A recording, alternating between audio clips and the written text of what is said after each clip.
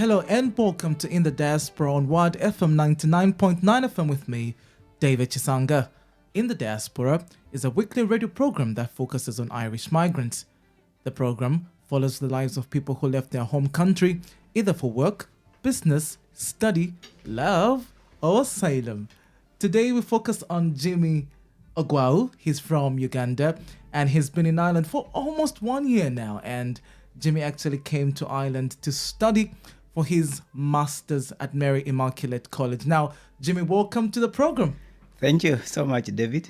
And I hope you are enjoying Ireland so far, so good. Pretty much. Now, Jimmy, tell us more about yourself. Yes, we know you are a student here at Mary Immaculate College and you are pursuing your master's. Now, tell us more about yourself. By nomenclature, I'm Jimmy Ogwal, as you have said, from Uganda. And I'm a teacher by training. And it is the job that I do best in Uganda at different levels. In Uganda, I do part-time lecturing at All Saints University, Lango, in Lira City. I am a teacher trainer, teaching at primary teachers' colleges in Uganda. I am a principal teacher in Uganda, heading a primary school of over 1,400 pupils and over 27 staff. You are a In man addition to, of so many hearts. You wear so in many addition hats, to yeah?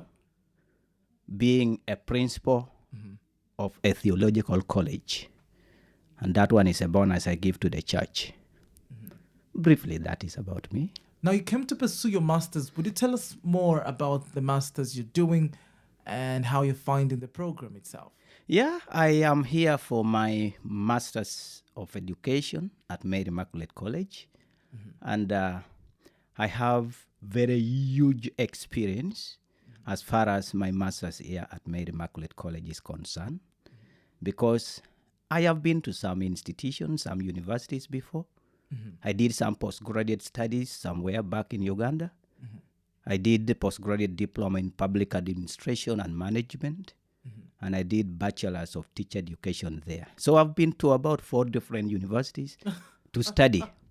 Now, Mary Immaculate gives me a very exorbitant experience in the arena of academics. And what were you teaching before? You know, what subjects or areas? I teach physics, chemistry, and biology Okay. at any level. So in the sciences, Because pretty much. at my degree, I did Bachelor of Teacher Education, majoring in integrated science, double main. Well, And I also do professional subjects in education. Actually, I'm a veteran in education. and we are privileged to actually have you on the program. It's good to have a veteran, definitely, in education on an educational program like In the Diaspora. Now, tell us more about Uganda. You know, we understand it's in East Africa. Now, tell us about its geography as well, its people. You know, what really happens in Uganda? Yeah. How's Uganda? Uganda is one of the countries in East Africa. And Uganda is referred to as the Pearl of Africa. If you think of going to Africa, think of going to Uganda, because that is the entry point to the beauty and aroma of Africa. Uganda is bordered by South Sudan to the north, Tanzania and Rwanda to the south, Democratic Republic of Congo to the west, and Kenya to the east.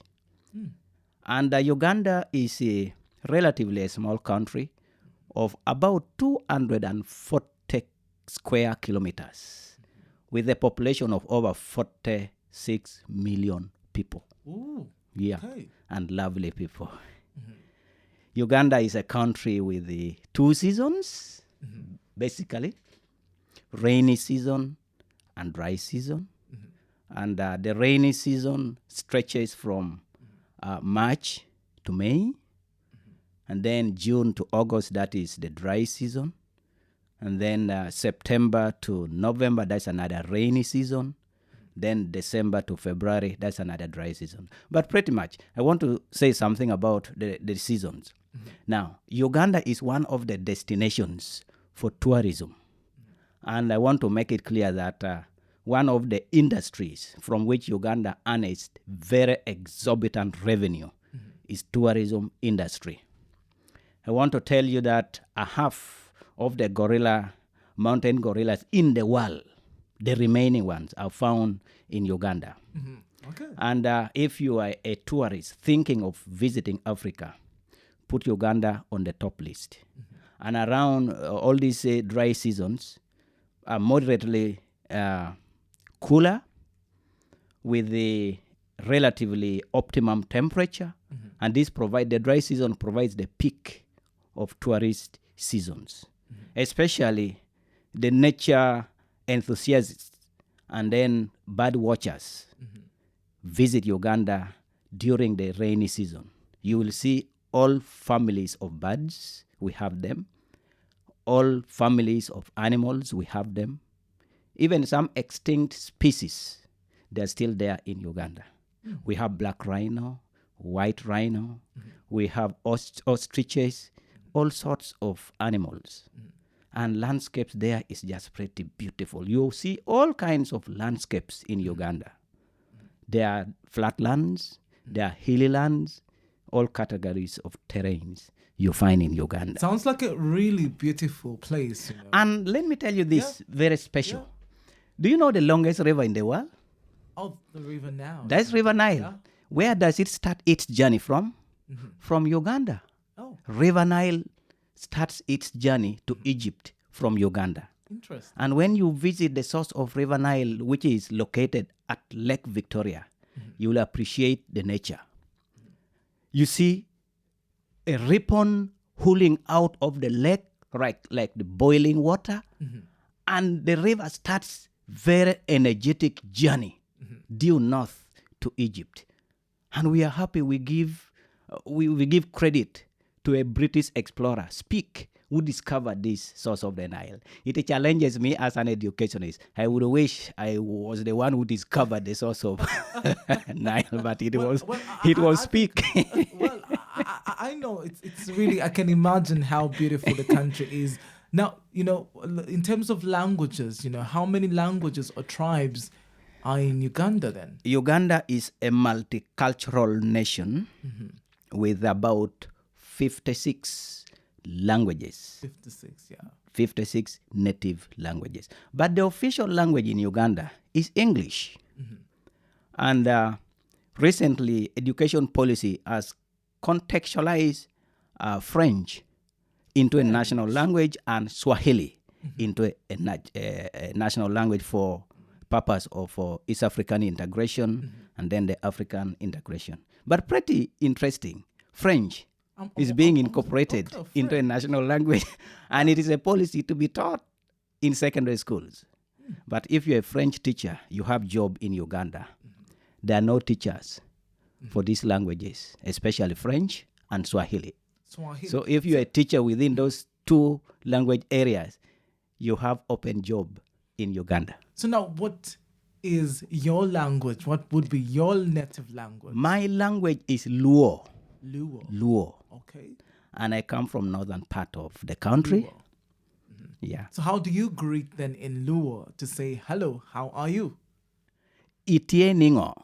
Itie How are you? Itie ningo. Itie niho. Then the response is yeah. Atie aber. Atie abe. Excellent. Itie Excellent niho. articulations. Abe. Oh my It- goodness. Itie ningo. Itie ningo. Atie aber. Atie abe. All right. Excellent. So I got it. I got that one very You sounds very, like very you're multilingual. I try, Jimmy. I try very That's much. interesting. You're listening to In the Diaspora with me, David, and I'm speaking to Jimmy. He's from Uganda, and we're just looking at his journey coming to Ireland, and his story as well. He's a man who wears so many hats. I don't know which one to pick on, but all I can say, he's a master's student at Mary Immaculate College. Now, speaking of your journey, to Ireland, how was it? How was your experience, from Uganda to Ireland?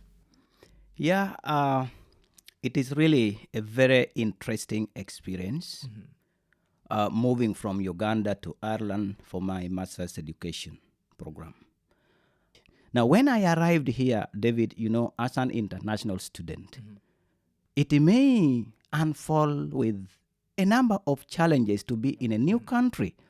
But when I came to Ireland, I landed at the Dublin International Airport, and I started feeling like now I am away from home.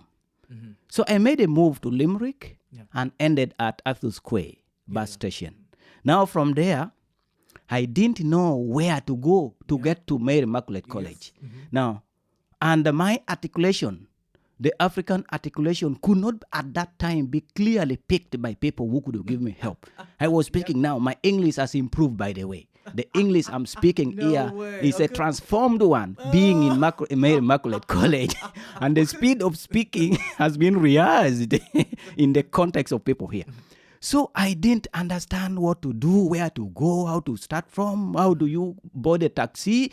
Because in my own country, you just turn along the road, raise up your hand, the taxi would stop. I didn't know whether that was the same way, the same protocol to do it here.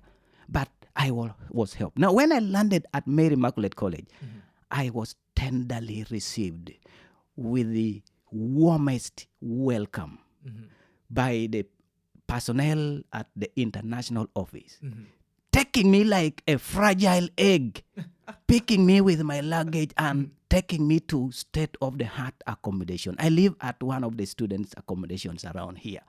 Really, it is state-of-the-art, as I've said. Now, I started seeing that entry point into Mary Immaculate College with a lot of positivity.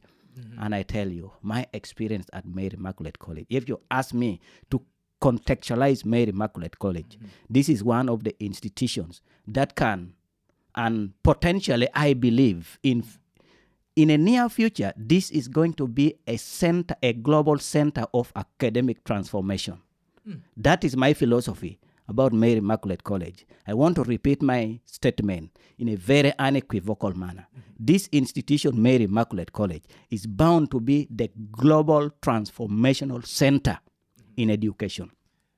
And let me tell you, David, don't look at relatively a small infrastructural size of Mary Immaculate College. I have some experience in education. As I told you before, I have moved to institutions of learning. And I have done trainings and courses in institutions. But Mary Immaculate College, one, this is a college with a very supportive academic environment, with very pragmatic approaches to teaching and learning, with very lovely and experienced staff across board. There's nowhere you move into Mary Immaculate College to seek support and you don't find everyone is up in arms, available and ready to help. So as an international student, I do not think there is any other institution globally that I can compare to this institution, Mary Immaculate College. I am emotional when I'm talking about this because I speak from the bottom of my heart. You're actually passionate. Yes. You're very, very passionate about, education and Yes. in fact, this college itself. And that's a good thing. Now, just looking on, how did you feel though when you arrived at Dublin Airport, first time, in Ireland? Okay, generally that was, the visitor's eye do not see everything. But it was lovely to look at the architecture of the airport. I was trying to look at the airport comparatively with the Entebbe International Airport. I just saw Entebbe International Airport as really some kind of, by metaphor, a juvenile airport to Dublin International Airport. So that is a lovely entrance. But one experience that I still remember and laugh at, in Uganda, we refer to police as police. Now, when I arrived at the international airport, they were talking about GADA. I got lost. Now, what is GADA? Yes, what's the GADA? Because now immigration officers were telling me after stamping my passport, they are telling me now that you will have to go to your local GADA station for other protocols. Now I got lost. What is GADA? It's fortunate that the officer read my ignorance in quote. Yeah. Then now interpreted that Gada means police. Say, oh yes. you So know. when Now you when know. I arrive at my destination, I have to now go to my local police station. So I was there up, and that also indicated the supportive nature of the people here. The love and enthusiasm of the Irish is godly. David, do you know the definition of God? Do you know the definition of God? God is love. And when you come to Ireland, you see love. And I tend to believe that God's creation. Actually, I'm not cutting you short, Jimmy, Yes. there, but God is love is what you see at Dublin Airport when you arrive. Yes. Yeah. And that was continued. I continue to see warmest love, warmest hospitality. Everyone is outgoing.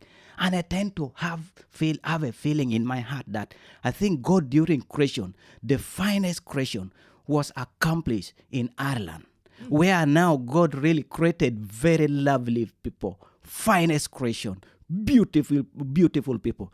It is very hard to go to nations. You will be visiting different nations. You will find a remarkable difference between other nations, other personalities with the Irish. I give credit. I pray for Irish. As I said, Mary Immaculate College is most likely to be educational transformational center globally.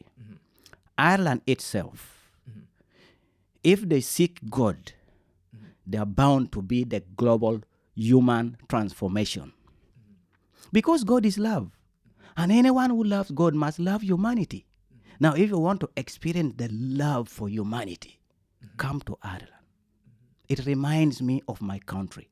Okay. Uganda also have very big heart for people. Very lovely. And for us with Uganda, like David, when I go with you to Uganda, everyone will forget about me. They'll focus on you. Taking care of the visitor. Once a visitor is there, They know you, the Jimmy. locals They are know forgotten. you, Jimmy. They know you very well. They can know me as well.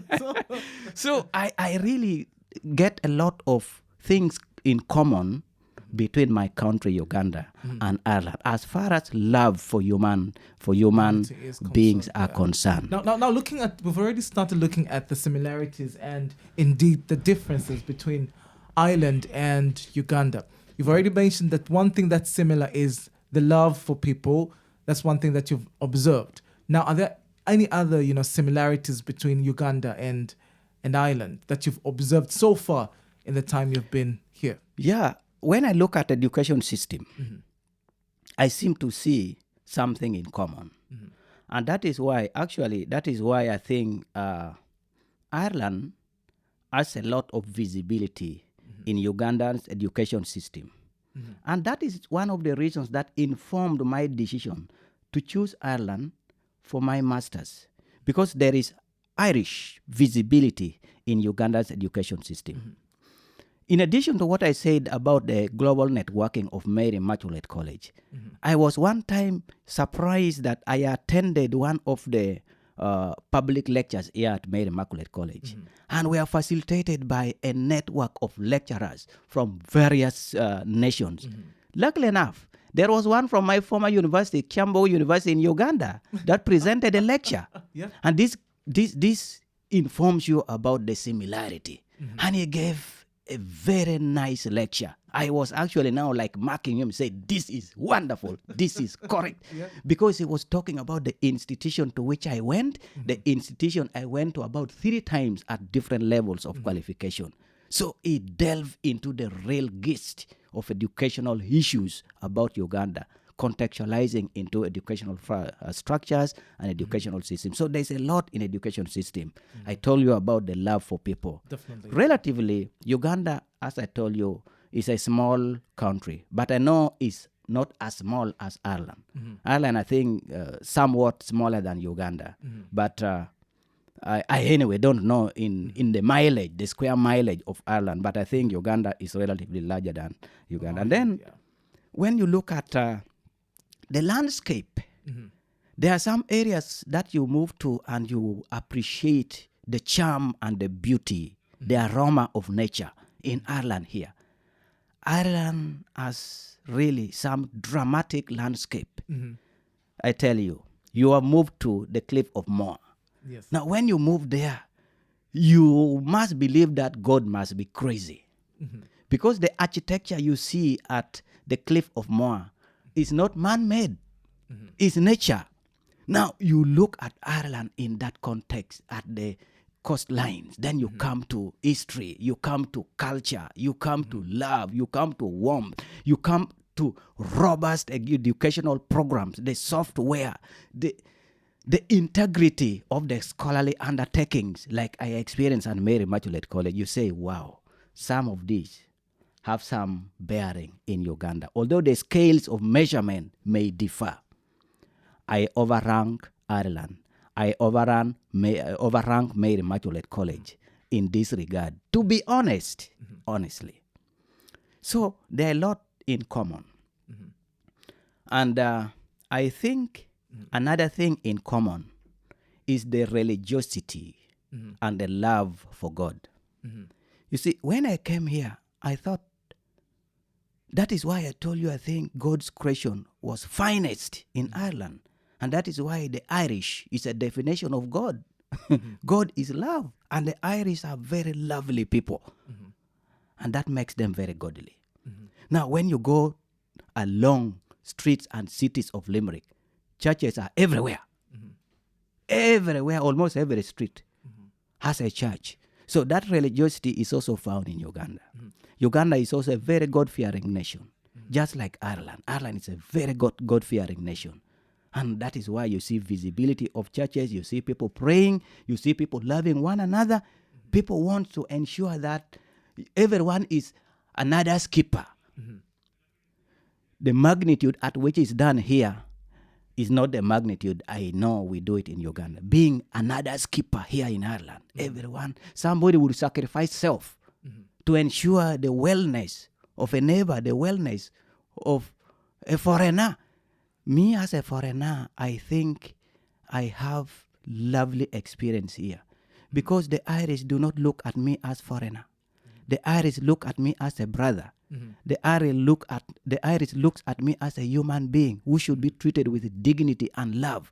And that is what I experience here. So now, Jimmy, before we go to the differences, let's just remind the listener that this is In the Diaspora with me, David, and I'm speaking to Jimmy Ogwal. He's from Uganda, and he's pursuing his master's at Mary Immaculate College. So you might have heard Jimmy speak about Mary Immaculate so passionately earlier on, and he's actually the vice president-elect, of the Students' Union at Mary Immaculate College. Now he'll tell us about that, sometime later on. Now, Jimmy, let's come to the differences now between Uganda and Ireland. I think you touched a bit about them. Yeah. But just delve into some of the differences that you've observed so far.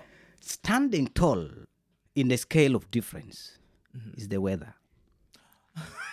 The weather? Right now, I am in a jacket. But it's springtime. You can't put in a jacket in Jimmy, Uganda at this particular springtime. time. It should be warmer now. Like now in Ireland, I looked at this morning, the temperature is about 9, is fluctuating between 7 to 10 degrees centigrade. In Uganda, it's fluctuating between 25 to 27 degrees centigrade. In Ireland, I have to put on heavy bed sheets at night to cover myself. Yeah. In Uganda, people are sleeping bare-chested. Anyway, this depends on the kind of house. There are air-conditioned houses in Uganda. There are houses with the proper ceiling boards. Now, it depends on which one you are occupying. Now, if you are occupying maybe the ones that has not been properly adapted, then you have to sleep bare-chested because it will be very warm. So it is relatively warmer. But let me tell you, the warmth in Uganda is why during dry seasons, we have huge influx and visits by the tourists. Because much as it may be dry, it is relatively cooler. And when you go at the shores, at the beaches, around Lake Victoria, you see every environment decorated by the white skin complexion. The tourists, some from Ireland, some from elsewhere, people are enjoying the aroma of nature in Uganda during dry season. Then during wet season, sometimes we have heavy downpour with the storms. Our storms may not be the storms that I realize here. I realized the storm here one time. In Uganda, there will be thunderstorm, there will be wind, there will be rain. But here, what is called storm is just wind. David, at one time, this is the life experience. I was moving from Mary Immaculate College down towards Athos Square. I was going to Tesco. The storm could not allow me navigate my direction. The wind was blowing me off the road. And I had to experience what a storm here is. You can't hold anything. You can't hold an umbrella. The wind dictated my direction. Yeah. So in Uganda, it wouldn't be that. It would be heavy downpour. It would be thunderstorm.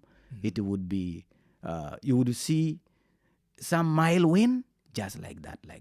So those are the different. So do you miss the sound of thunder? Thunder I miss. There's no now sound when I heard about thunder, I was ready to hear the thunderstorm. Now it was only wind.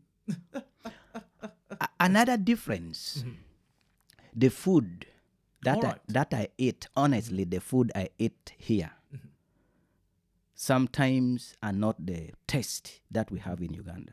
All right. So what would be the taste then in Uganda? For me, I love beans. Now, when I get beans from the stores here, the tastes are not very nice. It's like baked beans, really. Yeah, some of them are baked. Now, we have very organic food and fruits. And when you go to Uganda, sometimes you access free fruits like pawpaw, like mango, like oranges. Some of them are wild in the bush and it's free. Actually, they're in excess. But now when you need the pawpaw, sometimes you go to stores, you don't get it. But in Uganda, you can access them free.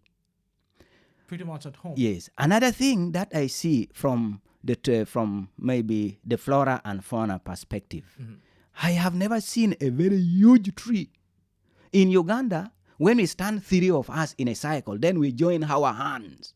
The cycle we make can be the size of a tree. We have such trees in Uganda. When we stand 3 of us, then we open our hands, we join. Some trees are that size. I don't see that in Ireland. I don't see big trees. I don't know whether they were there and they extinct or this, what we see are what used to be. But in Uganda, they're big ones. And we have some forests in Uganda that since God created the world, nobody has broken through. They're thick and have thickets of packings of the flora. And sometimes animals cannot navigate them. You only have birds singing their symphony on the canopy. Yeah. Now, as we near the end of the program, Jimmy, we wanna find out actually, what do you miss the most about Uganda these months you've been in Ireland? I miss walking without a jacket on my body. Fair enough. Well played. Well spoken, Jimmy. That's a fair one, really. That's a fair one, really. Because now, do you see, one notable difference in Ireland and Uganda is they reflect change of weather conditions. You can't predict. You wake up, there is glaring sky without clouds. All of a sudden, it's drizzling. Very reflect change. In Uganda, you can predict even tomorrow by what you see in the skies today. And you can go for a destination with the attire that will keep you. But here in Ireland, when you forget about the jacket, you have made a very serious mistake because you may be caught up by the cold. So that is one thing I miss from the country, walking without jackets. No, thank you very much, Jimmy Ogwal, for coming on the program today. Yes. Definitely, I was speaking to Jimmy Ogwal. He's from Uganda, and he's in Ireland for some months now, and pretty much going to 1 year this year. And he came to Ireland to pursue his master's in education, and he's been here for a while, and he's actually the vice president elect of the Students' Union at Mary Immaculate College. And thank you for listening to In the Diaspora. I'm David Chisanga. Until next time, bye for now.